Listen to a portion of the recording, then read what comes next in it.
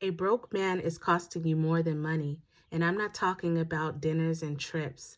I'm talking about your peace, your energy, your health, and your purpose. Some of you are exhausted, confused, and tired of carrying the weight of a man who can't carry anything, especially not you. Now, don't get me wrong, this video is not to bash men. It is to protect women like I once was. So let's talk about the early signs, the slow breakdowns, and how to break free from something that's trying to break you before there's even something to run from.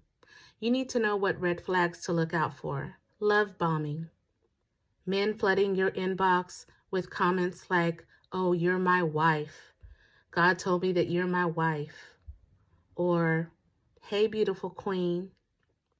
The translation for that is, he doesn't love you. He loves your potential to rescue him. Fast track emotional intimacy. He says things like, "I want to come home to you." Translation for that is, he's couch hopping and he needs a place to stay and he's worn out his welcome elsewhere. He wants immediate access to your life. He always needs favors. He always wants to be in your space, always wants to come over. He's not bonding, he's latching onto you. All talk, no stability. He's always making plans and always talking about how he wants to do this and accomplish that, but nothing ever comes to fruition. Guilt trips and emotional manipulation. You're the one who understands me. Other women gave up on me, but you're different. Girl, you are not a rehab center. You are a whole woman with goals. And y'all know I don't talk about things I haven't been through. I've been there.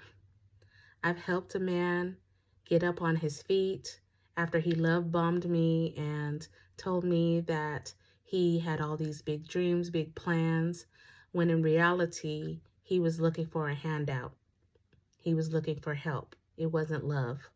I cheered him on. I helped him emotionally. I tried to be his counselor, his therapist, his lover, all in one, while neglecting myself. And eventually what happens is what they seem to admire most about you in the beginning turns into resentment and jealousy. He couldn't be proud of me because he wasn't proud of himself. Dealing with a broke man almost broke me, and it made me feel like I was not myself. I lost sight of who I was. I lost sight of my goals, and all the weight that I lost, I gained it back with the depression and anxiety on the side. I mean, it wasn't good. When you are connected with somebody who's at war with himself, he's eventually going to project that war onto you. And it doesn't have to be spiritual and emotional warfare. It could show up in other ways. Let's see. It could cost you your mental health, your clarity, your self-worth, your ability to focus on your own healing and your weight loss journey, your peace and your body, because stress doesn't sit in your mind. It lives in your cells. Now, for those of you that are already in it, this is what you need to do. First of all, you are not crazy. You are just caught in a cycle that is meant to keep you emotionally available and spiritually empty. First, what you're going to do is detach without guilt. You are not the villain for walking away.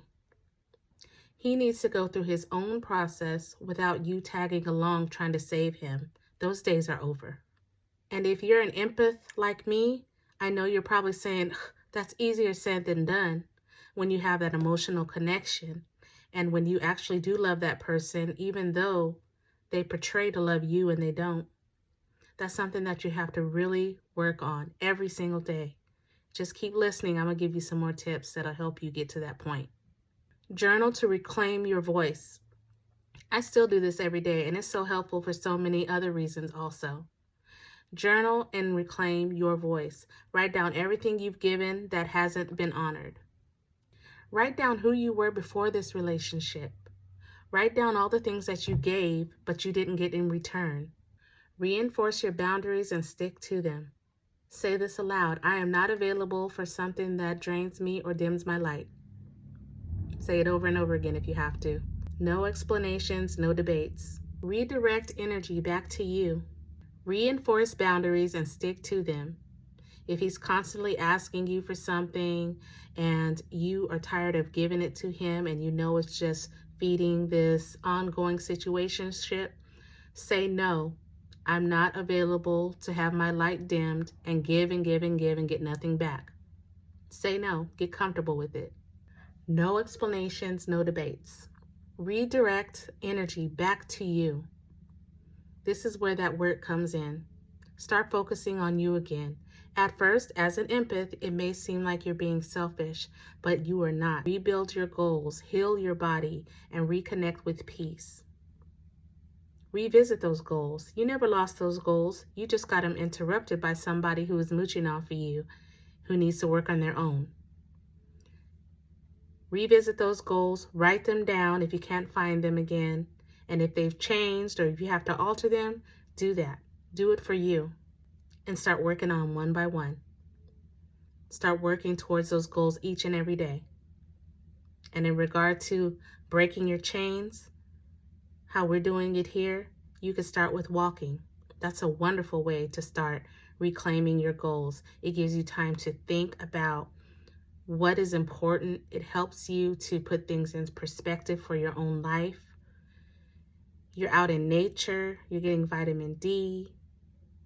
Put your earphones on or your headphones on, listen to some inspirational music or some motivational talking.